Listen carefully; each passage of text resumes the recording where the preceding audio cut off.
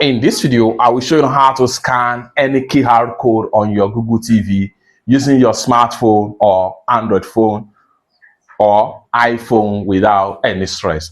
Let me show you how. This particular QR code right here, I'm going to scan it successful. So I'm going to scan this QR code right here on this TV with my Android phone right here. You can use your Android phone or iPhone as the case may be. So first thing first, you can make use of Chrome browser for that or QR code reader. So I'm going to open up my Chrome browser right here.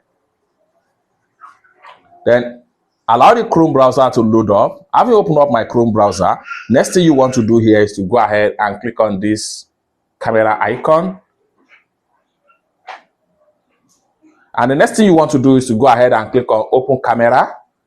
Then here you go. Now, next thing you want to do is to go ahead and position it to the QR code, position the camera. Once it's snapped, click on OK, and boom, you have successfully scanned the QR code. Then from here, you can read the detail about the QR code. You can either sign in or start a free trial.